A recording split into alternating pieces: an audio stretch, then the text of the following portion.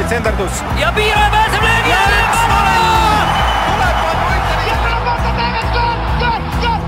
lõpuvilega saab jalgpallis otsa higivalamine ja algab 3. poolaeg. Saate toob teieni Coolbet, Eesti jalgpalli suurtoetaja.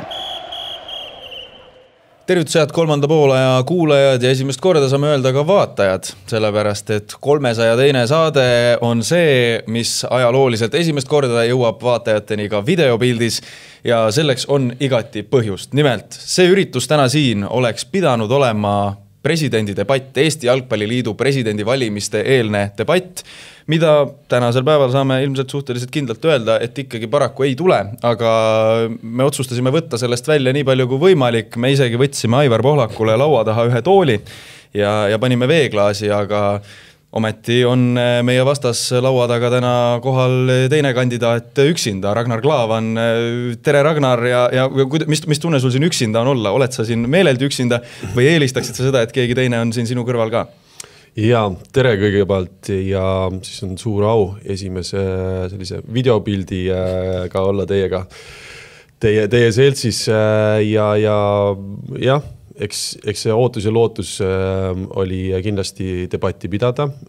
Ma arvan, üks põhjuseid, miks mina ka siis kandideerisin ja teavitasin üldsust 10. detsembril oli ikkagi, et me saaksime sisutihedalt arutada Eesti jalgpalli tuleviku üle. Ma arvan, et see ongi selline debati olemus ja selle tähtsus on ikkagi see, et mis see tulevik on ja mis siis kaks erinevat persooni, kuidas nemad seda näevad. Et kahjuks seda hetkel ei ole, nii et olukord on selline. Äkki võiks su kõrval olla, ma ei tea, Veiko Veskimäe või mees, keda marionetiks sind on ju nimetatud või lausa ja puha? No siis kui sellesse olukorda see paned, siis ei ole ka debatt. Siis oleks juba kahekesi ühel leeril. Aga Veiko on hea selles suhtes, nagu algusest peale ma olen öelnud, Veikoga meil on sarnased nägemused ka mis Eesti jalgpalli tulevik on, sealhulgas Eesti jalgpalli tulevik on ka teistel teemadel, oleme ühel lainel ja nüüd on ka siis üks juhatuse liige, kes siis on nõus koos minuga Jalgpalliliidu juhatusse kandideerima, et selles suhtes on tore, et see hall kardinal on ka sealt nurgast välja toodud, et see ei olnud kogu või see on algusest peale selline, et nüüd on keegi seal kuskil dikteerib või dirigeerib seda üritust, et vaid nüüd on asi nii, nagu me oleme siis kõigile ka presenteerinud nii üldsusele kui ka liikmetele. Hüppame korraks ajas natukene tagasi. 2 kuud enne valimisi tulid avalikus ette sellised numbrid, et Aivar Pohlaku taga on 70 klubi ja Ragnar Klavani taga 18 klubi. Sina ise ütlesid tol hetkel välja numbri 40, aga 18 tükki olid siis nii-öelda need, kes olid toodud nimeliselt välja. Mis see seis praegu on? Kes sinna juurde on tulnud, kelle sa saad välja tuua? Jah, see olukord tollel hetkel oligi siis võib-olla üritati ka vastasse kandidatuuri poolt siis näidata, et see on selline lõplik häälte kogum. See oli ainult see kandidatuuri üles seadmiseks, nagu me varasemalt olemegi öelnud, siis erinevatel põhjustel inimesed andsid kas varem ära või siis ei soovinud sellega tegeleda, siis see on ainult kandidatuuri üles seadmiseks antud allkiri. Lõpuks seal anonüümselt kasti taga, širmi taga saab selle panna siis emmale kummale poole, et see kaalukaus kindlasti ei ole selline ja võin kindlal häälel ja meelel öelda, et iga päevaga läheb see asi siis paremaks ka meie vaates, et kohtumised ja nii-öelda need kinnitusi tuleb järjest rohkem juurde. Kes näiteks on viimasel ajal sulle sõna andnud? Võtame näiteks viimased 6 aega. Ma praegu, kuna siis on sellised üks-ühele vestlused olnud ja mille pärast siis meie 18 häält kandidatuuri ülesseadmiseks olid need, kes siis olid siis jõuliselt nõus avalikult need nimed sinna listi panema ja teised soovisid jätka selle siis enda ma ei tea, anonüümsuseks otsuseks ja teevad selle otsuse selle kasti juures. Palju neid vahepealseid hääli siis on, sest kui sina oled öelnud 40 oled rääkinud või isegi 40 pluss, Aivar Pohlaku taga oli mingi hetk siis 70 või 70, ta on isegi 80 vist numbrid käinud läbi, et nii palju hääletajaid ei ole, nagu siis tuleks juba 110, 120 pluss, et palju siis nagu hääli õhus on veel? Ma arvan, et siin õhus, et mis meil on nüüd 2 nädalat kuskil minna, siis sinna vahepealsed hääli, ma arvan, on selline 10 tükki veel võib-olla, kes siis ei ole konkreetselt välja öelnud, mis ja miks, et aga meie enda poolt ja siis kuna ma olen nüüd ka liikmetega kohtumisel teisel ringil juba, et selles suhtes esimene ring on peale tehtud risti-resti üles alla ka nende liikmetega, kes ka aktiivselt panustavad Eesti jalgpalli arengusse. Ma ütlen siin välja, jah, ma ei ole Flora ja Kuressaare esindajatega kohtunud. Aga Levadiaga oled? Levadiaga olen, jah. Et siis ma ei saa nüüd öelda, et 100% ma olen kõik läbi käinud ja nüüd olen järgmisel tiirul, aga sellel teisel tiirul ma olen ja need töötunnid oleme me enda tiimiga sisse pannud ja on tunda ka, et inimesed siis hindavad seda. Selles suhtes ka tulla ja rääkida, mis siis need mõtted on, sellepärast, et tiim on laienenud, programm on sügavamaks läinud, need on siis need teemad, millest me käime rääkimas ka sellel teisel ringi peal ja seal, mida lähemale selle El Grande finaale tuleb, siis ikkagi küsid inimeste käest, et kuidas hetke seis on, mis teie mõtted on, kuidas siis te näete ka seda allkirja panemist, et siis neid on järjest rohkem küsitud. Pärnu Vaprus oli klubi, ma arvan, et see oli märtsi keskpaik umbes äkki, kes kurtsid, kui me neile helistasime, et Ragnar Klavan ei ole siiamaani ühendust võtnud, nagu sellisest kergelt nagu pettumuse tooni oli tunda häälest. Kas nüüd Pärnuga on ka nüüd 2 tiiru tehtud juba? Pärnuga on 1 tiir tehtud. Kas vastab tõele, et see oli alles eelmine nädal? Üle-eelmine nädal äkki. Üle-eelmine nädal. Miks nii kaua läks siis? Eks seal on erinevad põhjused, et kindlasti on algne see kohtumiste jada oli ka lihtsalt, et aru saada, kes need klubid on minu enda jaoks, mis need murekohad on, mitte et nüüd Pärnu Vaprusega kohtudes mulle ei olnud tähtis, mis siis Pärnu Vapruse mured on, aga selleks ajaks oli juba plaan konkreetsem, programm oli sügavam ja need isikud, kes siis on nõus minuga kandideerima, oli ka rohkem rahvast, seda tiimi oli seal taga. Et see ei olnud mingisugune kaalutletud otsus, et Pärnu Vaprus nüüd jätame kindlasti viimaseks sellel või teisel põhjusel, et lihtsalt ega me teeme ka esimest korda seda kampaaniat, et kõik ei ole nii struktureeritult ja läbimõeldud, et see on meie jaoks ka selline uudne olukord, et ma ei pane nüüd selle taha, et keegi on rohkem tähtis või vähem tähtsam, et esimesed kohtumised olid mul siis Haapsalus, nüüd see tähendaks selle järgi, et siis kõige tähtsam on siis see regioon, et seda ei ole, et me oleme selline iga hommiku siis voodist püsti tõusnud, püksid jalga tõmmanud ju läinud tegema, et see on ka see graafikute sättimine ja kõik on omamoodi selline tegemine. Ütlesid, et sa Flora ja Kuressaarega ei ole kohtunud.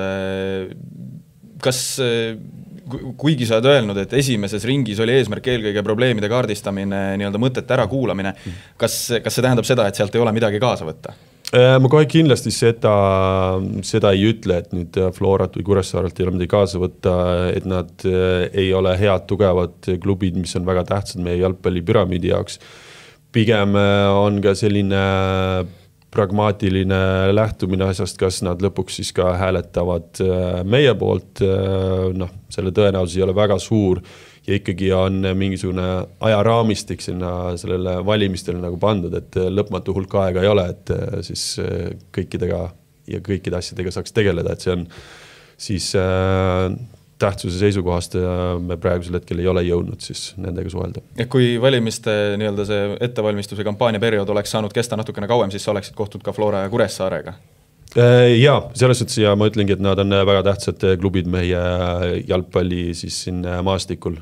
Seda ma ütlen, et neil ei ole häid mõtteid, nad on halvad või midagi sellist, et see erinevus rikastabki meie jalgpalli ja selles ei ole probleem. Lihtsalt kui võtta seda, et kas seal mõttemeele muutus tuleb hääletuse suhtes, see on ikkagi väga suur tõenäosus, et seda ei tule. Aga kas kohtumas ei ole küll käinud, aga kas Pelle Pohlakuga oled sa rääkinud sellest, millised teie omavahelised vestlused on olnud?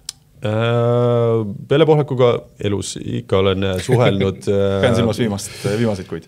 Viimased kuid me vist äkki olime sellisel ECA üritusel, see oli Riias European Club Association ja siis seal põgusalt vestlesime, aga see ei olnud mingi süvitsi minek siis ei valimiskampaaniasse või sellisest programmist, et sellist vestlust ei ole olnud. Küsimus Aivar Pohlakuga viimase vestluse kohta ka, kas see on ikka see skandaalne käesurumine, mida veits ei olnud, mida veits oli? See mingi... Viimane vestlus oli jah, see vestlus jah.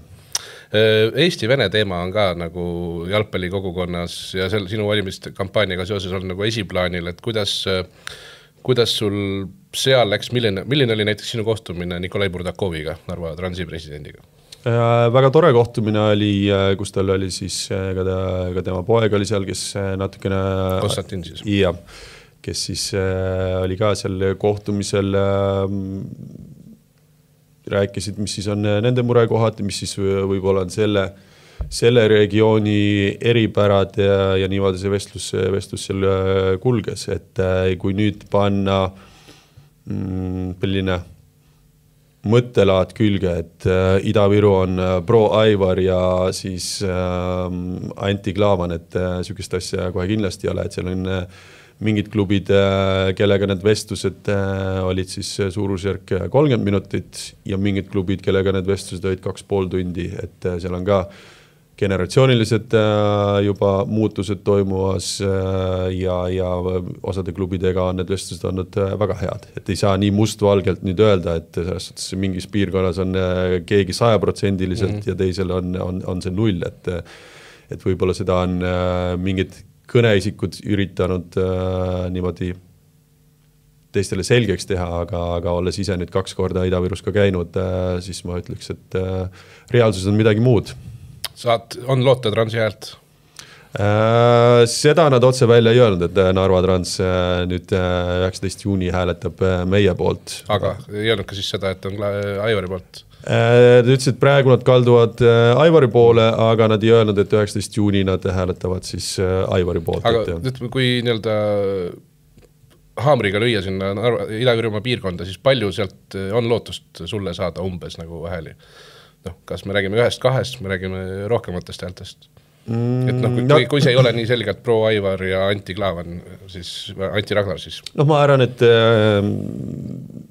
nüüd see tõenäosus või protsentuaalsus on, ma arvan, 30%, võib-olla 40% meile ja siis see teine on siis Aivari poolele. Aga lihtsalt, mis seal ka tuleb, on sellised diilipakkumised, et ka mis on minu jaoks, kui need vastavad tõele, siis on ikkagi väga häbiväärsed, et kus seal pakutakse inimestele Eesti jalka juurde tagasi tulemist, kuigi nad on kihlveopettuste eest Jalgpalliliidu enda poolt siis nii-öelda keelu all ja siis lubatakse allkirja eest, et nad saavad uuesti jalgpallis tegutsema hakata. Et ma 100% ei saa väita nüüd, et see on tõsi, see on lihtsalt väga otse allikast selline informatsioon tuli. See puudutab seda Andrei Škaleta keeldu näiteks või? Ja. Et tema on nagu lubatamas tagasi. Ja ma ütlengi, et see on kuulujut vähemalt liigub. Ja, et selles suhtes need asjad on ka siis sinna protsentide sisse arvestatud. Kui selliseid asju, ma eeldan, et see ei ole ainus koht, kust sa oled kuulnud selliseid asju, mis sind on väga suuresti üllatanud. Millised on olnud kõige sellisemad, kas nüüd šokeerivam on just õige sõna, aga võib-olla valgustavamad või silmi avamad kohtumised? Või veidramad. Või veidramad, Ma arvan, et jah, selline võib-olla need erinevad asjad, mis need on lubatud või mis on jäänud ka sinna kuulujuttude valdkonda, on siis minu kohtumised kõikide klubidega ja siis ma olen üritanud neile selgeks teha, et need pakkumised, mis te saate, on teie enda raha eest. et selles suhtes isegi kui te lähete neid diile tegema, siis ärge nagu väga odavalt ennast nagu maha müüge, et selles suhtes võib-olla saate nagu rohkem, et siis teil läheb ka paremaks, aga võib-olla selline minu jaoks kõige raskesti seeditavam oli siis Scaletta juhtum, et kui see vastab tõele, siis see on tõesti väga, väga halb olukord, kus siis me oleme nende häälte eest nõus sellise praegusel hetkel siis Jalgpalliliidu enda poolt jalgpallist eemale tõstetud inimese nõus tagasi tooma. See pole ka ju case, mis oleks nagu ütleme, et oli 15 aastat tagasi, et mees on paranemise teel asunud, see on ju värske case ka tegelikult. See on jah, nüüd siin paari aasta tagune on see juhtum, et võib-olla see oli kõige selline, kus siis mõtled, et aga räägi see nagu laiemalt siis lahti, kus sa seda kuulsid, kellega su kohtumine oli, või okei, võib-olla kui sa nimesid ei taha, aga see oli mingi klubiga kohtades tuli see info nagu päevavalgele või kuidas see tuli ikkagi jah, suunalt sealt lähedalt otseallikas, siis oli see kaasus seal, aga ma arvan, et see näitab ka mõnes mõttes, kui me lähme selle ühe esimeste küsimuste juurde, et siin vastaskandidaat väidab 80-20 ja mis iganes see protsent seal on, et kui see asi oleks nii selge hippon või võit, et siis ma ei usu, et vastaskandidaat ka peab selliseid šadöövreid selle tegema hakkama, et need hääled kokku saada, et see näitab ka meie head tehtud tööd, see näitab ka seda, et iga kuu, iga nädalaga, iga päevaga me liigume lähemale sellele, et see võitlus on siis kaldub meie kasuks. Aga kui nüüd vaadata seda Ida-Virumaad veel korra, ütlesid, et need protsendid on pigem hetkel Aivari poole kaldu, aga kui sealt tulevad sellised lood välja, miks sa arvad, miks see on endiselt Aivari poole kaldu? Said sa sellest aru, kui sa seal käisid? Eks sellest ühtset vastust on raske öelda, et seal on mõned klubijuhid, kes siis on pikalt neid asju seal koos teinud. Ja nüüd ma üldse vihju sellele, mis asju või tumedad või heledad asjad, mis seal on tehtud, lihtsalt niimoodi on siis nende mõttemaailm. See on pigem sellise vanema generatsiooni klubijuhtide poolt ja võib-olla sama, mis siis meil, kui Ida-Virust välja tulla üle Eesti peegeldub, on ka generatsioonide võib-olla erinevad nägevused, sellepärast, et nemad peavad selles tulevikus elama ja nemad loodavad ikkagi helgemat tulevikku Eesti jalgpallile, et pigem see üldine mõttemaailm on mitte ainult Ida-Virus, vaid üle Eesti sarnane. Aga kui nüüd võtta just seda nii-öelda vanema põlvkonna hoiakut, said sa aru nendega vesteldes, et mida saad sa üldse ära teha, et neid enda poole nii-öelda võtta, et kui nad ongi seal aastaid Aivar Pohlakuga asju koos teinud, see ei ole võimalik, et nad oleksid sinuga aastaid asju koos teinud, aga mida sa pead tegema, et need hääled sealt enda poole võtta? Ma arvan täpselt sama, mida me oleme teinud, et nüüd 2 korda Ida-Virumaal käinud, inimestega kohtunud, rääkinud ja nagu ma ennest ütlesingi, siis nüüd odomeetri peale tuleb see, et ma olen 4 aastat Eestis tagasi olnud ja tegelikult täiskasvuni eas ma elasingi põhimõtteliselt terve täiskasvuni ja elasin välismaal, ma ei olnud inimestega kohtunud, ma ei olnud klubijuhtidega, klubi liikmetega, kelle iganes tegevjuhtidega, treeneritega kohtunud, et sellel perioodil nüüd selle 6 kuuga siis on ka selline minu jaoks inimestega tutvumine ja teisest poolt ka teised tutvuvad minuga, et ja nüüd see teine kord, kui ma olen käinud, siis need asjad on palju sõbralikumad kui niimoodi öelda, aga see on loomulik selles suhtes, et sa pead inimestega nii-öelda suhtlema, aega koos veetma ja siis tekibki see usaldus või siis ei teki. Kui palju vastavad tõele jutud, nii nimetatud pallikoti metafoorid ja sellised asjad, kui me tegime siin paar kuud tagasi seda lugu, kus me kuulasime ära ja kaardistasime nii-öelda hetkeolukorda, kes kui palju lubavad ennast ühele või teisele poole ära, siis see vist oli Lasnamäe Ajaks, kes ütles, et Klaavan on äge, vaatame, mida nemad lubavad, et äkki lubavad meile uut staadionit või midagi sukest, et reaalselt ongi on inimesi, kes nagu suhtuvadki asja nii, et kui palju see oma mäntotsust. Jah, kui palju see on nagu 1-2 persooni põhine või kui palju on see tegelikult valdav ka Eesti jalgpalliskeenel, kes hääletavadki selle poolt, kes lubab ägedamat asja talle. Jaa, kindlasti on mingi hulk selliseid klubisid, selliseid liikmeid, kes siis ja samamoodi nagu sa mainisid Lasnamäe Ajaksid, siis sealt on ka neid noote tulnud, mis on okei, et mõned soovivadki sellist juhtimisstiili, kus siis tehakse diile ja võib-olla üks annab 5 pallikotti, teine 10, siis anname 10 pallikotti mehele hääle põhimõtteliselt. Jah, et eks seda mentaliteeti jääb ikka see, et aga mis meie siis selline suund on olnud, on esiteks see, et niimoodi need asjad edasi ei liigu ja kui me tahame, et need jalgpalliliidu poolt või mis iganes see rahastus meil on, mis suurel määral muidugi tuleb nendest maailma katusorganisatsioonidest. Kui me seda hakkame jagama siin enda Maarjamaal, siis on tähtis ikkagi, et saavad need viljad kätte need, kes ka tugevalt panustavad sellel teekonnal, et see on tähtis. See on ainuke viis, kuidas meie jalgpall saab edasi liikuda, need järgmised tõusud teha, et kui me lihtsalt nagu diilidega neid asju selle lahendama, siis see ei ole minu jaoks ja meie tiimi jaoks edasi viiv jõud. Kas me kõigini oleme jõudnud, kas me kõikide inimeste neid mõttemaailmad oleme suutnud lahti muukida, kohe kindlasti mitte, aga jah, võib-olla selle jaoks on rohkem aega vaja. Vaatame natukene otsa ka sellele, et ikkagi väga suur osa sellest mängust käib mitte klubidega kohtudes, aga ka meedias, avalikus ruumis. Sina oled sellesse päris palju energiat panustanud, vastaspool mitte nii väga. Viimasel ajal on igasuguseid selliseid artikleid ilmunud küll Nõmme United ja FC Flora vaheliste asjaajamiste kohta, küll selle kohta, et FC Viljandi esindusõigus, eks üle, mis pilguga sina kõrvalt seda kõike vaatad, mis meedias ka Aivar Pohlaku kohta ilmub ja mis ei ole viimasel ajal kõige ilusamad sõnumid olnud, mis pilguga sa seda kõrvalt vaatad?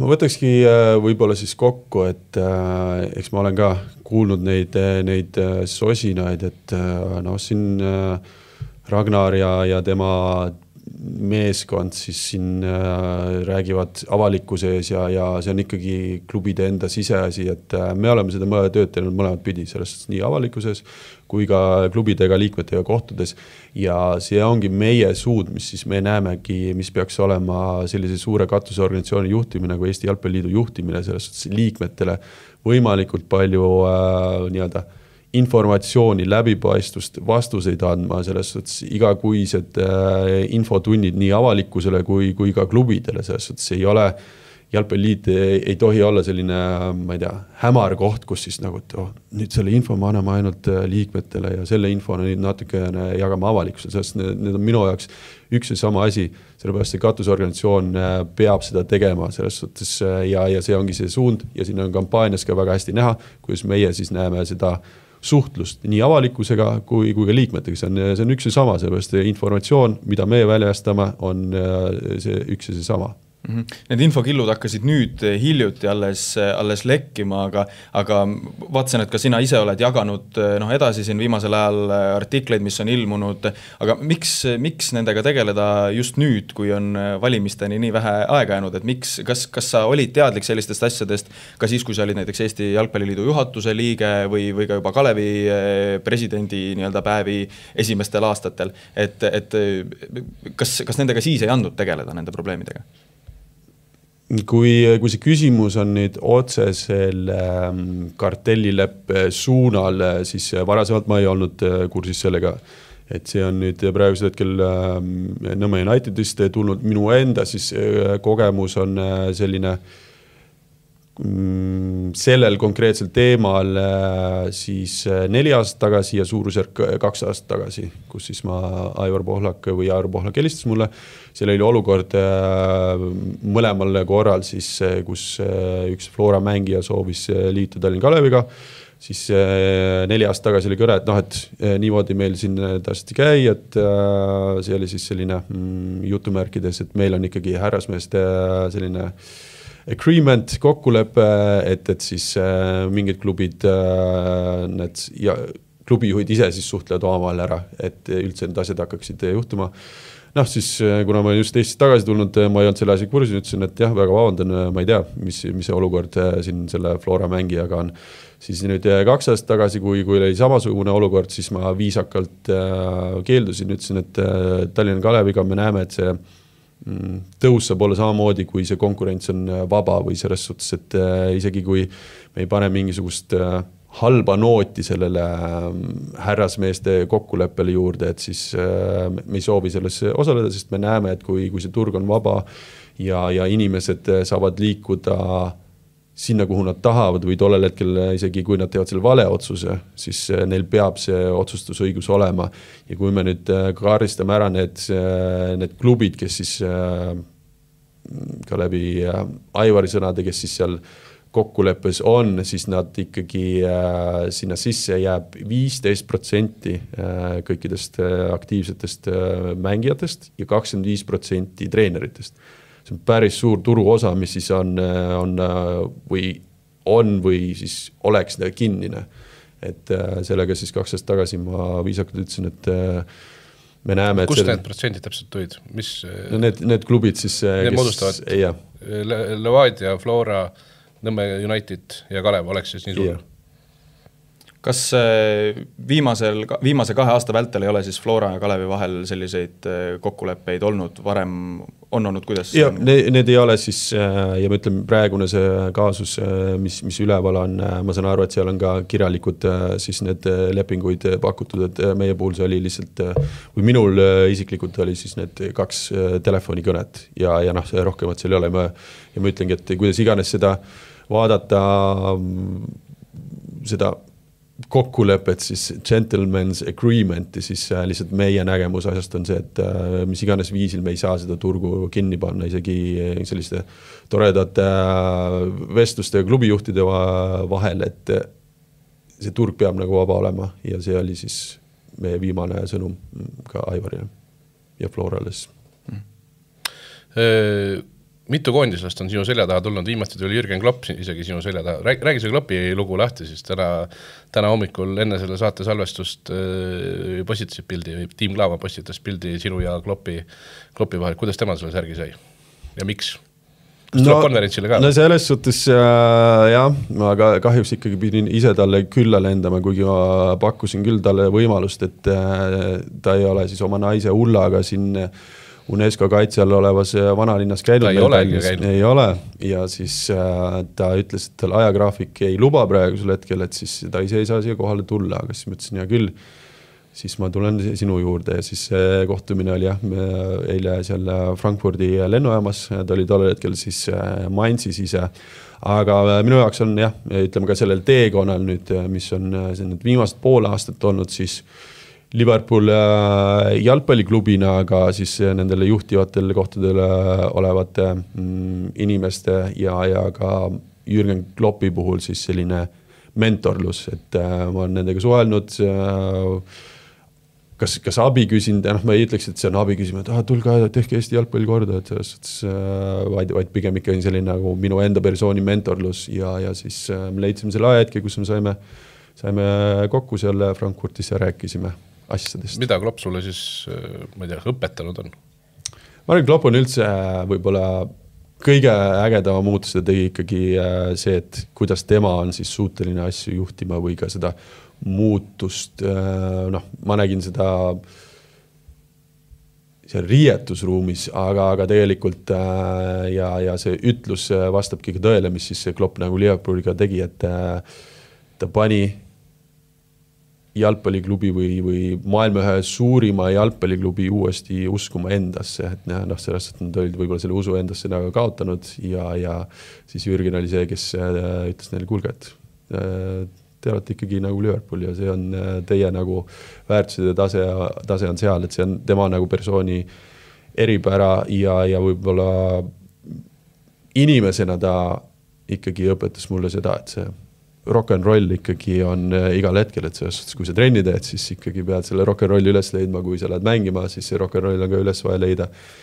ja selles suhtes, kui on aeg, siis seal jõulupeol natuke pidutseda, siis on ka rock'n'roll, seepärast, et igal asjal on oma aeg ja koht, et see oli minu jaoks nagu kõige meeldejäävam ja ma olengi üritanud sellel teekonnal samamoodi nii-öelda talitseda ja võib-olla minu enda kõige suurem väljakutse nüüd minnes 6 kuud tagasi oli see, et kas ma olen nõus siis peale sellist pikka karjääri, millesse ma ka ikkagi teadlikult panustasin suurusjärk 20 aastat igapäevaselt, nägin vaeva, oli väga raskeid hetki. See energia, mis sinna sisse läks, oli päris suur, et kas ma nüüd olen mõnes mõttes nõus seda uuesti tegema, et ikkagi mõndadest asjadest ma alustan sealt ikka level 1 pealt ja need viimased poole aastat on näidanud, et jah, ma olen nõus selle energia sinna sisse panema ja selle töö ära tegema. Mis Jürgeni õpetussõnu sa tunned, et sa saad nüüd kohe hakata Eestis rakendama? Oli seal midagi sellist spetsiifilist ka? No, ütleme nii, et selle koha pealt Jürks on ikkagi minu vasti mees, et unistused et unistused peavad olema, selles suhtes see on esmane, et ma olen ka sama mõttemaailmaga, et jah, see võib olla selline sinisilmsus ja et unistus ja ma kunagi unistusin, et ma jõuan Inglismaale Premier League'i. Jah, see oligi väga sinisilmne, aga teistpidi ma arvan, kui seda suurt unistust ei oleks olnud, siis suure tõenäosusega ma mingi hetk oleks võib-olla see töötahe katkenud ja Jürgen on ikkagi samamoodi, aga samamoodi on ka Jürgen väga realistlik, et mida kõrgemaks need unistused ja need sead, siis seda rohkem pead ka nagu vaeva nägema, et kas see unistus on siis Eesti jalgpall top 50 maailmas või on see nii-öelda ja Jürgen on ka sama unistus. Ma mõtlen, see oleks väga tore, kui Jürgen ka sellest unistaks loomulikult. Läbi Red Bulli tuleb Eestis hakkab raha tulema. Red Bull Eesti jalgpallikoondis varsti, aga on see siis nii-öelda hetkel see, mille poole sina... Ja, see peab olema selline ühtne eesmärk, mille tahame siis kõik Eesti jalgpalliühiskond saame koguneda. Mitte ainult siis mingi osa klubisid või mingi tasemega klubisid, ka mitte ainult jalgpalliliidu liikmed, vaid kogu see ühiskond, need inimesed, kes siis tegelikult ja tõsimeeli ka hoolivad Eesti jalgpallist, et nad saavad siis sellise unistuse taha koguneda ja ma arvan, et kui me selle poole liigume, see ei ole kerge unistus, ma tean, see on natuke irvitatud selle üle, aga ma arvan, et samamoodi irvitati, kui ma mõtlesin, et ma jõuan kunagi Inglismaale Viljandist, aga see on selline ühtne eesmärk ja kui me kõik sellel suunal panustame ja sinna ülesse poole liigume, siis meie kõigi jaoks lähevad need asjad paremaks, et kui võtta lihtsalt EM-il jõudmine, siis võib-olla see muudab A-koondise taset, võib-olla U21, sest seal on pidanud mingisugused generatsioonilised muutused toimuma, aga olla stabiilselt selline top 50 ringis, siis ikkagi terve riik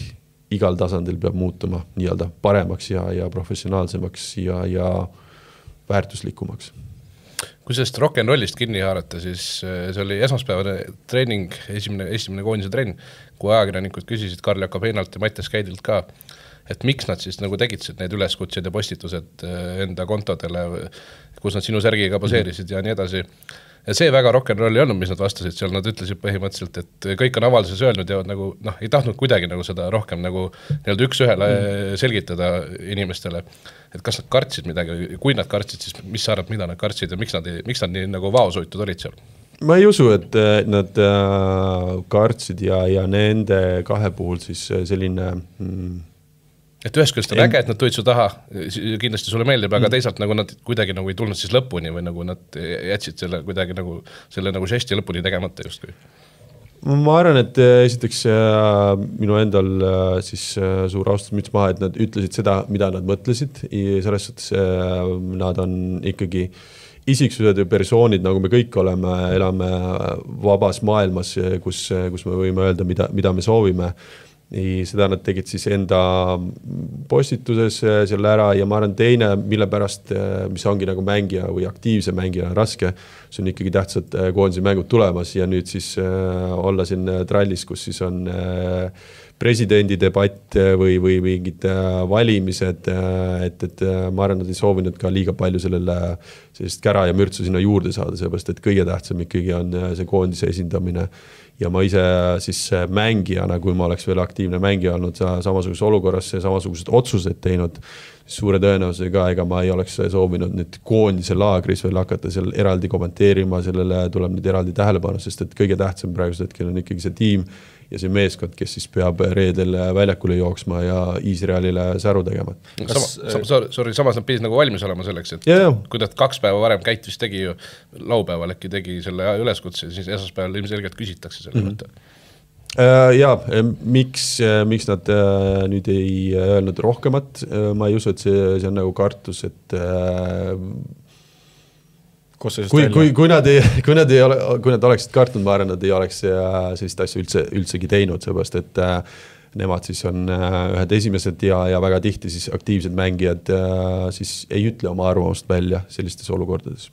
Arvad sa, et pärast koondise laagrit on siis lootust saada sealt natukene pikemat selgitust ka, kui sa paned ennast näiteks nüüd nii-öelda mängija perspektiivi? Ma loodan küll, sellepärast, et see on ikkagi väga jõuline ja tähtis statement, mis nad tegid, järelikult nende põhjused peavad olema rohkemad, kui et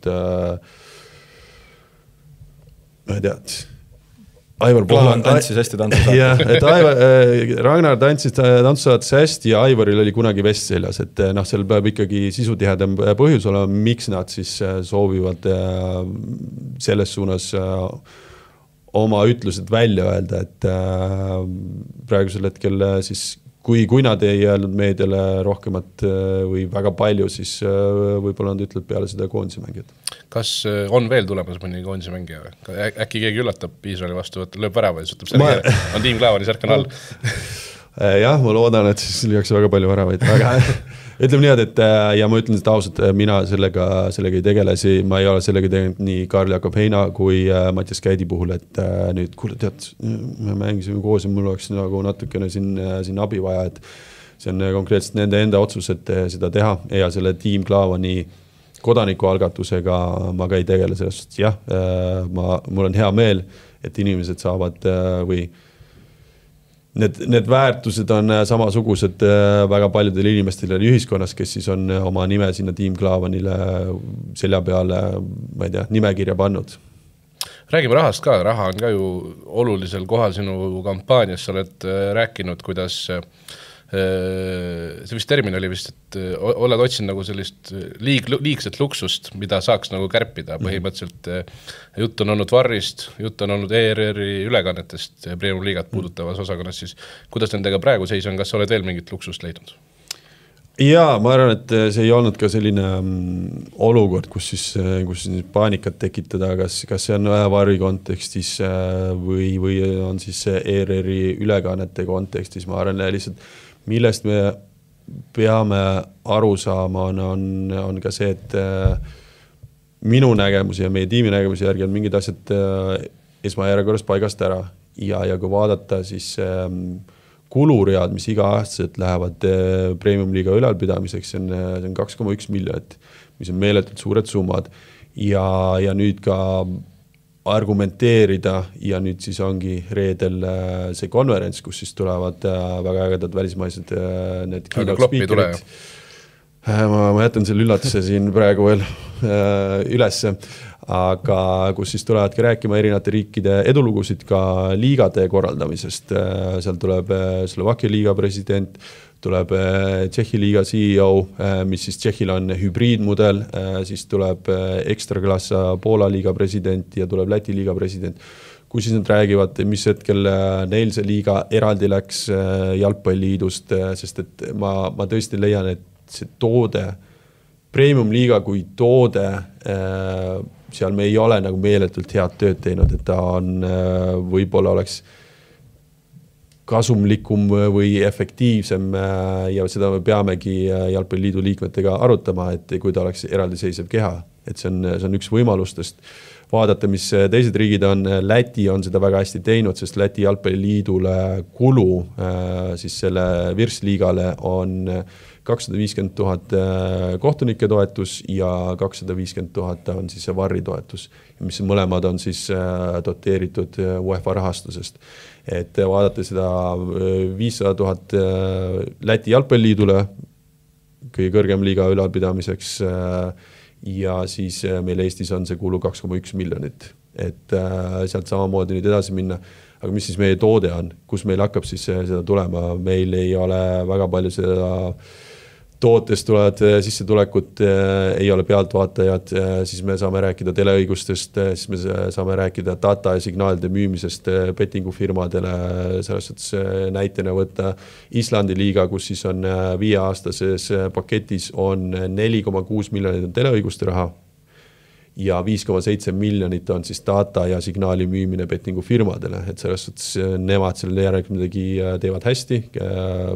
Riigid ongi erinevad, eripärad ongi erinevad, sest ma ütlen nüüd, et meil jääb seal üle 10 miljoni natukene saamata, aga ikkagi vaadata, kui see Eestis premium-liiga signaali müümine on 236 000 aastas, siis see teeb suurusjärk 5 aasta peale sinna 1, midagi miljonit ja siis Islandil on see 5,7, et millest see erinevus tuleb, et seal erinevusi on ja võib-olla kui käsitleda premium-liigat kui eraldiseisvat toodet või siis nagu ka mingit meediamaja, mis siis ta peab kogu aeg pildis olema, ta peab atraktiivne olema, ta peab inimesi kutsuma, inimesed peavad tahtma tulema selle toote juurde, et siis me peaksime kindlasti küll argumenteerima selle üle, et võib-olla mõistlik need 2 asja võib-olla eraldi lüüa, kas sellel on mõtet ja kõik sellised asjad, ja sinna juurde siis ka kuulub see luksusosa, aga ma leian ka, et in the house asjad ei pruugi alati kõige paremad olla, et kui näitena võtta, et kui see steiki lähed ostma, siis suure tõenäosus, kui ta on nagu väga head saada, siis sa lähed lihuniku juurde, seepärast ta iga päev tegeleb lihaga, aga samas saad Rimist ja Selverist ka saad steigi kätte. Aga Rimi ja Selver tegeleb ka väga palju teiste asjadega, et selles suhtes on selline rätsepa lähenemine, ma arvan, peaks olema meil kaalutlus, sest väga teised liigad ka meil lõunanaabrid, põhjanaabrid, kõik seda teevad ja siis meie puhul peaks ka olema see kaalutlus ja nüüd siin konverentsil nad tulevadki, räägivad erinevatest võimalustest, mudelitest, mis on nende edulood. Oled sa Aivar Pohlakule seda ideed tutvustanud? Kui sa sellest praegu räägid, siis see tundub nagu ainuõige lahendus. Oled sa Aivar Pohlakuga rääkinud sellisest lahendusest? See minu aeg nüüd Jalgpalliliidu juhatus olles nii sügavuti me teemadega ei jõudnudki. Seal olid siis erinevad teevad ja ma ütlen ausalt, me ei ole sellel teemal niimoodi suhelnud. Aga nagu ma aru saan, siis mõned teised inimesed on üritanud seda võib-olla suhtlust alustada, aga praegu on nad, või praeguseks on nad konkreetsed ei saanud. Miks? Ma ei oska öelda. Meediamajast rääkisid, et see peaks olema kui meediamaja. Üks meediamaja on Jalgpalliliidu, ma ei tea siis, toetada praegu Soccer.ee. Kas see on ka asi, mida sa tahaksid kärpida? Kas see on ka liigne luksus? Selle kohta me on isegi vastuse võlgu, ma ei kujuta ette, mis seal Jalgpalliliidu poolne finantseering ja doteering seal on, aga ma leian, et Jalgpalliliit peaks reaalselt rohkem välja liikuma sellest mudelist, et UEFA-st ja FIFA-st tulevad need suured abipaketid sisse ja siis me ainult abipakettidega siin seda elavdame turgu, et kõik jätkusuutlikud asjad peavad meil enda sisetootena ka kasvama, nende väärtused peavad kasvama, et ma arvan, et see meie oma Maarjamaa toode on siis natukene unarusse jäänud, sest et kui vaadata 2008–2023 15-aastase majandusaasta aruannete tsüklit, siis need suured Euroopa ja maailma organisatsioonid on meile rohkem tulu andnud kui meie siis oma tulu kokku nende 15 aasta jooksul, et mis on nagu muret tekitav, et see natukene on võib-olla olukord, kus siis me teame, et sellest UEFA-st ikka ju tuleb ja iga 5 aasta nad natuke midagi tõstavad, et selles kontekstis on, ma arvan, potentsiaali on ja ma just räägin nagu potentsiaali kasvust või siis räägime selle 15 aasta jooksul nüüd erasektori toetus Jalgpalliliidule. See on siis aastal 2008 oli 440 000, aastal 2023 oli see 780 000. See ei ole isegi kahekordne tõus olnud nüüd 15 aasta jooksul. Ja sinna 15 aasta tsükli sisse jäävad kaks ka väga tähtsat asja. Inflatsioon ja meie taasiseseisvumise aja kuldajastu 2011 ja 2012. Et 2011, kus me jõudsime sinna EM play-offi, me võime öelda, et see oli ikkagi väga suur buum jalgpallis, nagu praegusel hetkel on siis korvpalli kontekstis. 2012 me saavutasime ka selle kõige kõrgema koha FIFA rankingusse 47, nii et sinna vahemikku jäävad siis sellised väga märkimisväärsed kaks asjaolu ja siis ma tõesti leian, et see potentsiaal ka nende erasponsorite kaasamiselt meie siseriigist, et seal on potentsiaali rohkemaks. Ehk siis ma nagu on õigesti kõlama jäänud, siis sulle on lubatud või osad eraettevõtjad on öelnud, et kui sina oleksid Jalgpalliliidu nägu, siis me tuleksime taha, praegu ei läheks. Kas Tallinna Kaleviga oled sa seda nagu samamoodi ära suutnud kasutada? Tallinna Kalev mingil määral oleme suutnud seda ära kasutada, kindlasti seal on ka oskusi ja potentsiaali rohkemaks, aga kui me räägime siis Jalgpalliliidu kontekstis, kus siis toetajate summa on 2023 aastal oli 780 000, siis ma leian, et see ei ole nagu piisav. Ja olles nüüd väga mitmete, kas suurfirmade või suurte persoonidega sinna rääkinud, siis seal mingil määral jääb sellise väärtusruumiga taha need asjad ja kui me räägime Jalgpalliliidust kui organisatsioonist, siis ta ongi kõige tähtsam ülesanne on ikkagi see väärtusruumi loojana, mis siis kandub edasi klubidele ja liikmetele. Aga rääkides Tallinna Kalevist, siis näiteks naiste jalgpall on hetkel ikkagi suur kitsaskoht Tallinna Kalevis, sa oled ilmselt oled sellega nõus? Ja see on ka kindlasti mitte ainult Tallinna Kalevi näitel, vaid see on meil Eesti jalgpallis üldse selles, et kuidas me leiame ka sellele järgmise mõõtme, et kuidas me siis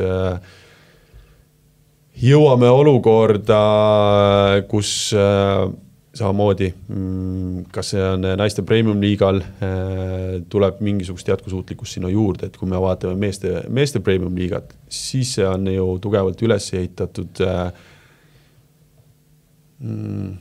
solidaarsusmeetmete peale on sul siis UEFA-st tulev kõrgliiga solidaarsusfond, mis siis on igale klubile kuskil 220 000. Siis meil on enda sees olev veel Eestis olev premium liiga PLSF on see premium liiga solidaarsusfond, mis siis maksab 84 000 vist, 6 mängija palgad maksab kinni klubidel ja siis meil on veel need stipendiaatide fond, mis siis on veel 36 000, et vaadates neid fonde, mis siis on meeste premium liigas ja nüüd võrreldes seda naistega, et naistel on see kuskil 10 000 aastas, siis on ikkagi need meeletud vahed. Need meeletud vahed muidugi tulevad juba sealt UEFA tasandilt sisse, aga need tulevad ka Eesti kontekstis sisse, et kui nüüd see küsimus on esitatud Tallinna Kalevile, siis Tallinna Kalevil on naiste võistkond olnud aastast 2005. Me oleme siis ka paralleelselt kogu aeg noortega tegelenud, tüdrukutega, meil on alati see püramiid olemas olnud. Kas siin aastaid tagasi, kus mõned ja mitmed klubid kasutasid seda loophole'i, et maksad see kas 500 või 1500 eurot selle trahvi ära Jalgpalliliidule, et sul ei ole ei naiste esindusvõistkonda, ei seda noorte püramiidi, siis me oleme iga aasta või 20 aastat seda teinud, sinna panustanud. Praegusel hetkel finantsiliselt, kuna selle halli tulekuga, kus siis me võtsime laenu, siis need ülalpidamiskulud tõusid, see kokku oli kuskil klubile raskust tuli juurde 200 000 aastas, et siis tekkis moment, kus siis me nii naiste esindusvõistkonnad kui ka meeste esindusvõistkonnad võtsime vähemalt, et proportsionaalselt on see meeste esindusvõistkonnast võtsime kuskil 85 000 vähemaks, naistelt oli see äkki 10-15 000. Aga hetkel ikkagi Kalevis naiskond püsib sisuliselt mängijate enda nii-öelda õhina peal. Jah, et seal on selles, et see meie maksame siis treenerite tasud kõik kinni, siis infra see ja siis kuna me selle manageerimiseks see 10 000 tuleb solidaarsusmeede, siis me andsime sellele võistkonnale, et nad sellega saaksid tegeleda, et nad ei ole täiesti eraldiseisev üksus, vaid see on siis praegusel hetkel, kuna me võtsime ka nii naiste kui ka meeste esindusest, võtsime kõvasti finantsi vähemaks, sest me oleme alati välja öelnud, et me oleme noorte kasvataja klubi. Kui meil ei ole jõudu ja musklit nende esindustega tegeleda, siis see on esimene asi, millest me loobume. Kas on lootust, et näiteks järgmisel aastal on see asi teistmoodi? Ja ma ütlengi see potentsiaal ja nüüd ma ei ütlegi, et Tallinna Kalevis me oleme kõik õieti teinud ja lihtsalt asjad ei toimi. Kindlasti see suunatus ja tähelepanek naiste parema jätkusuutlikkuse tekkimisel on hädavajalik ka Tallinna Kalevis. Üks osa, mida me ei ole turu pealt leidnud, on siis sponsorid sinna. Et kui me võtame meeste esindusvõistkonna, siis need sponsorid on ka osa meil noorte süsteemist, et nad on tulnud sponsoriks nii esinduse kui ka noorte süsteemile, et see on seal sümbioosis naiste võistkonnale. Me ei ole siis leidnud seda tugevat sponsorit, kes siis aitaks selle nii-öelda vähemaltki nullringiks teha. Kas Eesti jalgpall on olnud ikkagi viimastel vähemalt 10 aastal väga kihlveo rahade põhine, bettingusaidid, kõik sellised on need, kust see raha suuresti sisse tuleb. Sellega kaasnevad kõiksugused ohud, kui palju oled sa praeguseks neid kaardistanud, kui palju nende peale mõelnud? Mis need täpsed ohud on? Jah, et kuidas te plaanite tegeleda sellega, et räägime kas või kihlveopettustest, mis tahes laadi sellistest rahaküsimustest, mis ikkagi on, tahes tahtmata need ujuvad aeg-ajalt jälle välja. Ja, ma arvan, et selle jaoks on Eestis olemas piisavalt pädevad organisatsioonid, kes jälgivad seda kõike. Jalgpalliliit kindlasti ka praegusel hetkel tegeleb sellega. Nüüd detailselt ma ei oska öelda, kas ja mida seal on võimalik parandada, võib-olla praegusel hetkel on kõik selle kontrolli all, et neid tagatubasid ma Jalgpalliliidu kontekstis ei tea, aga ma arvan, et seda ei teagi mitte keegi, seepärast, et praegusel hetkeks on siis seda juhtinud üks inimene ja väga siis selliselt võib-olla mitte nii palju seda kotisuud avanud, et selles suhtes me saame ainult siin argumenteerida või siis mõelda ja täit arusaama meil ei ole. Aga kui, ütleme, sinu juhatus, ütleme siis ikkagi teie juhatus, nagu sulle endale meeldib rääkida meie vormis enda tiimist, teie ikkagi näete kihlveo raha kui sellist lahutamatut osa spordist ja see on selles mõttes mingi selline asi, mille peale annab nii-öelda vundamenti ja ka maja hiljem ehitada? Ja, see on siis väga suur osa, mis siis mitte ainult meil Eestis, vaid ka ülemaailmselt hoiab seda spordi finantsmusklit või jalgpalli seda finantsmusklit seal üleval, et ma nüüd ei ütle, et nüüd bettingufirmad meie juhtimise all ei ole olulised, et me peame leidma piisavalt sinna finantsi juurde, et ka neid asju ära teostada. Üks osa sellest on bettingufirmad, jah. Kui rääkida sinu tiimist, mismoodi sa enda tiimi need juhatuses, need rollid jagad laiali, nagu praeguses juhatuses on, ma ei tea, Are Altraja vastutab tippspordi poolt ja poole eest ja nii edasi. Kuidas sinu juhatuses need rollid olema saavad? Need rollid on kindlasti nende persoonide lõikes läbi mõeldud ja nii nagu nad võiksid olla, et muidugi Eesti Jalgpalliliidu põhikiri on väga selline huvitav asi, kus siis ka need 14 inimest, kes Jalgpalliliidu juhatuses on, kaasa arvatud ka president, siis nad on väga nii-öelda kinni kirjutatud sinna, mida nad peavad ja võivad teha, et meie mudel otseselt ei lähtu nüüd sellest, et kõik peavad üks ühele samasugused olema, aga need 14 inimest meie juhtimisstiili juures me näeme, et me oleme ka suutelised siis seda organisatsiooni juhtima nii nagu me näeme, et see peaks olema või ka et need eesmärgid saaksid täidetud, mis siis me oleme siin välja hõiganud ja mis see arengusuund on. Kui need 14 inimest teie juhatus on selge, kes nende asjadest ja ideedest alaliidus nii-öelda seal aparaadi poole peal nagu vastutama hakkavad, kui palju sa seal kaadrivahetust tahad teha või kui palju praegused jalgpalliliidu töötajad samaks võiks jääda? Ma olen seda varasemalt ka öelnud ja jalgpalliliidus on väga palju pädevaid inimesi, kes siis teevad seda tööd suure armastuse ja suure kirega, lihtsalt mõnikord on mulje jäänud, et nad on sellises olukorras, kus siis vastutus ja kohustused antakse ja mõnikord võib-olla õigusi kärbitakse või siis sõidetakse üle, on võib-olla selline robust ütlus, aga võib-olla sekkutakse liiga palju ja võib-olla nende selline talenti ei ole ka selle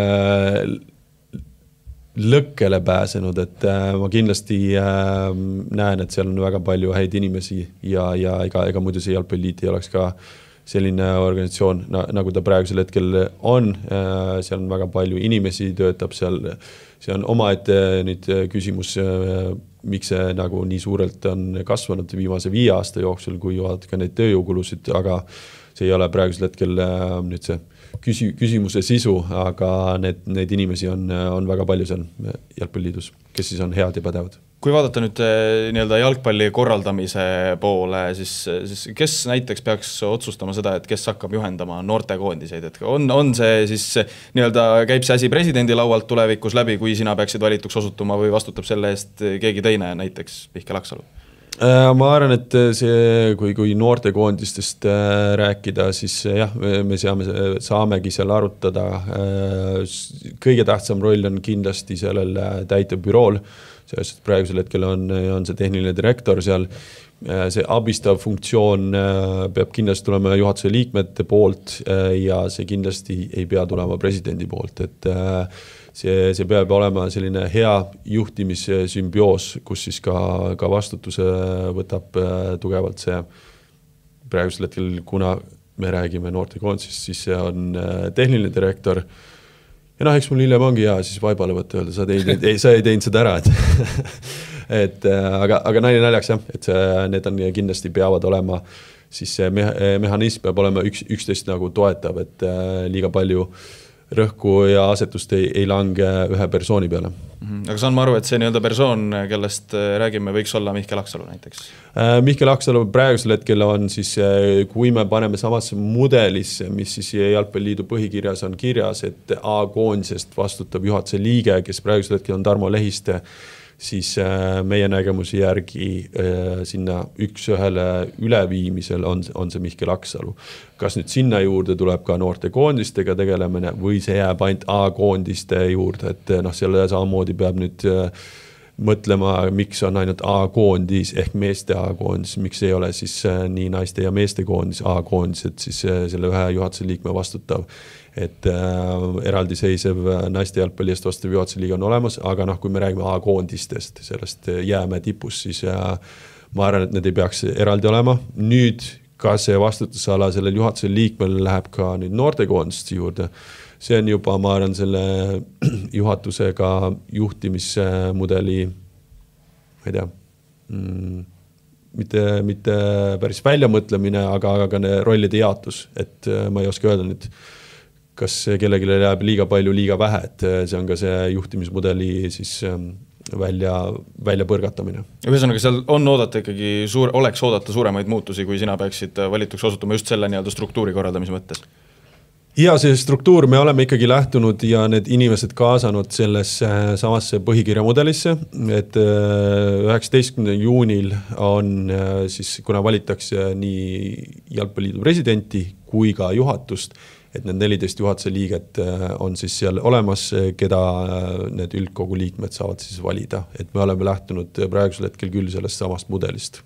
Aga pärast seda? Ma arvan, need inimesed ja ma leiagi, et nüüd need inimesed on sinna võetud nendeks, ma ei tea, paabulindudeks, et ehivad ja vehivad nende sulgedega, et need hääled kätte saada, vaid nad on ka siis osa sellest juhatusest ja juhtimisest. Hästi palju on treeneritest juttu olnud sinu programmis, see on ikkagi üks selline väga keskne teema.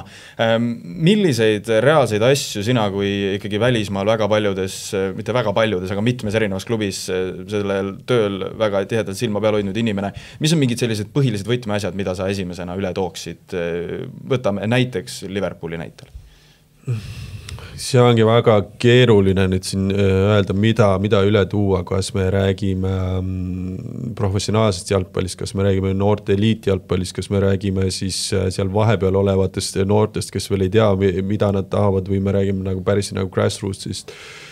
Need ongi nii väga erinevad sektorid, kus peab toimuma meil ka treenerite kontekstis suurem spetsialiseerumine.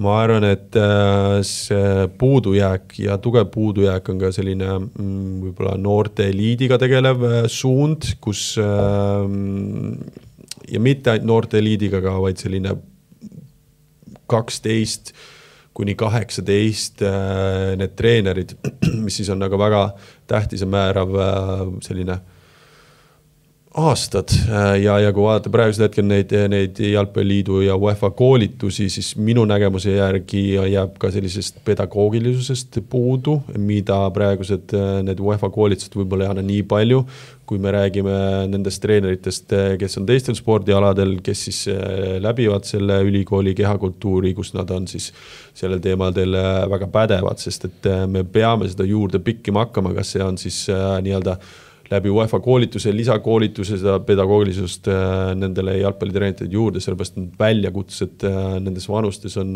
väga spetsiifiliseks läinud, sest need probleemid meil ühiskonnas on väga erilised ja nendega siis neid ei lahenda ära sellega, et sa oled nüüd targemaks saanud, milline väljak sinna maha panna, kas see on 20x35 või 15x35. Et ma arvan, et seda tuge ja abi on treeneritele vaja, sest et vaadates seda, et kas see on ATH-d, ärevust on meil nii-öelda ühiskonda üldse ja noortesse juurde tulnud, et need väljakutsed on igapäevased ka meil Eesti treeneritel ja võib-olla neid siis seda koolituse suunda juurde anda, et siis meil on tähtis, et võimalikult paljud jääksid selle spordiala juurde, jalgpalli juurde, spordi juurde üldse. Kui palju on hetkel Kalevis, kui ikkagi ühes kõige edukamas Eesti noorte kasvataja klubis olnud seda nii-öelda sinu käekirja seal noori jalgpallurite kujundamisel mängus seni? Ma võtakski, et võib-olla kõige arendavam periood on mul olnud need viimased 6 kuud, et need mängija aastad, siis natuke klubijuhtimist, natuke tantsimist aastad, et need on olnud sellised virvarrid, et kus ma olen nagu kohal olnud, midagi nagu õppinud ja samas olen ka piisalt eemal olnud, et siis täitsa sügavuti minna ka Tallinna Kalevis. Ma arvan, see õppimise momentum on ikkagi need viimased 6 kuud olnud meeletu, et ka aru saada, kuidas Tallinna Kalevis asju paremini teha, paremaks muuta, et need viimased 6 kuud on rohkem õpetanud kui need 3,5 aastat, mis ma siis tagasi on olnud natukene mängija, natukene klubijuhina ja nendes teistes sektorites. Kui 19. juunil tuleb sinu jaoks siis nagu hea uudis, siis tekib selline nii-öelda uue treeneri efekt, eks ju, Eesti Jalgpalliliidus tuleb selline mingisugune uus hingamine. Milline see hingamine saab nagu olema, kuidas sa seda mingisugust Jalgpalliliidu mainet hakkad muutma ja ütleme siis, kuidas seda värskust hoida, kui sa selle sinna tekitad nagu pikemalt, et kõik need järgmised 4 aastat? Kindlasti, kui rääkides nii-öelda kõige sellest suuremast pildist, mis siis on ka Jalgpalliliidu põhikiri, siis ma näen, et seal peaks ka olema limitatsioon presidendile, et 2 ametiaega, see on piisav, et oma asju teha, oma ideid siis ka ellu viia ja sealt peab järgmine siis värske veri peale tulema, et see on minu jaoks igal elualal, igal ametikohal, kuidas iganes seda vaadata, et seda värskust on sinna juurde vaja. Et see on üks selle nagu värskuse hoidmine, kui sinu küsimus oli ka selles samas suunas, et sellest saavad kõik aru ja siis nende aastatega see asi ära teha. Ja ma arvan, et selle küsimuse teine pool vastus on mul ikkagi see, et katuseorganisatsioonina me peame kogu aeg liikmetele andma seda informatsiooni, kogu aeg teavitama neid, mis need suunad on.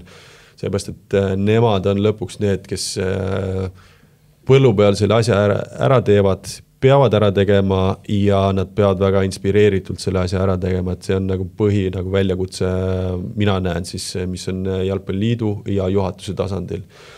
Päeva lõpuks sul ongi see täitevbüroo, kes siis liikmete antud seda suunda ja informatsiooni hakkavad ellu viima, juhatus lihtsalt valideerib neid otsuseid ja siis täitevbüroo hakkab neid ellu viima koos liikmetega. Et see on kõige tähtsam, aga informeeritus liikmetele, et nad saavad aru, et see on läbipaistev. Me liigume sellel suunal, mida me koos oleme siis välja mõelnud või eesmärgiks seadnud, et sellega tegelemine on minu jaoks fookus number 1. Mis seisuga sa siis võita plaanid? Mis iganes seisuga see võit tuleb, et ma ütlen samamoodi, et nende viimaste kuude, nädalate ja võib isegi öelda, et päevadega neid positiivseid vestlusi järjest rohkem tuleb juurde. See momentum on meil heas mõttes käsil, mitte ainult ma ei räägi sellest, mis siis avalikkuse ees toimub, vaid ka liikmetega kohtudes. Et päeva lõpuks on see siis tähtis suund, et nemad lähevad ka lõpuks nagu valima, et kuidas nad tunnevad. Mis sa arvad, kuidas nad tunnevad praegu? Mis on objektiivselt praegu tänase päeva seis, mis sa arvad? Selline mingisugune live seis? Ma arvan, live seis on kindlasti 50-50 ja see ei ole selline, 100%. See ei ole nüüd selline, et võib-olla see mõned nädalad tagasi oli selline 50-50, okei, veits peab nagu mängu ka mängima, et sellest paneme veits nagu kõrgema numbri. Okei, tunnistad, jah. Aga ütleme nii, et viimastel nädalatel on ikkagi väga palju oleme edasi liikunud ja ma arvan, see suur pluss tiim versus üks persoon on ikkagi see, et on võimalik rohkem maala katta, et need inimesed, kes siis seal... Ehk siis Jalgpalliliit läheb maalaga peale edaspidi. Jah, selles suhtes uus strateegia, ega selles suhtes, kui liikmed ütlevad, lähme maalaga mängima, siis me läheme maalaga mängima, sest et Jalgpalliliit kuulub liikmetele. Aga skaalal 1-10, me teame, et sa tahaks öelda 10, aga kui enesekindel sa sisimas tegelikult oled? Ma isiklikult nüüd olen väga enesekindel ja ma arvan, kogu meie tiim on enesekindel. Jah, kas see on nüüd seal 100% enesekindel, ma arvan, küsimus ei olegi selles, vaid kuidas me ka tunneme, et mis me oleme korda saatnud selle 6 kuuga. Kas me oleme nüüd ka liikmetele korda läinud. Ma arvan, et algus oli selline, et tead sellised ufod, et nagu päris hästi nagu ei saa aru, et mida te siin tahate teha, ja siis see praegune olukord on hoopis midagi muud ja need liikmed ja klubid tunnetavad ka seda, et see on see tulevik, millega nad sooviksid ennast samastada ja ma ei ütlegi, et see kõik seda niimoodi teevad, aga ikkagi väga suur enamus. Suur aitäh, Ragnar Klavan, täna meile külla tulemast. Aitäh! Ja loodetavasti said kuulajad-vaatajad ka siit sellest ajaloolisest suurepärasest episoodist siis midagi uut teada, sellepärast, et ma ei tea, mulle tundus küll, et oleks nagu võinud nii mõndagi tuli. Jaa. Ühesõnaga, aitäh teile ka vaatamast, aitäh kaasa elamast, soovime Ragnarile edu ja kohtumiseni juba järgmistes saadetes. Aitäh kutsumast! Saate toob teieni Coolbet, Eesti jalgpalli suurtoetaja. Siljevit senderdus. Ja Piiro pääseb löögi ja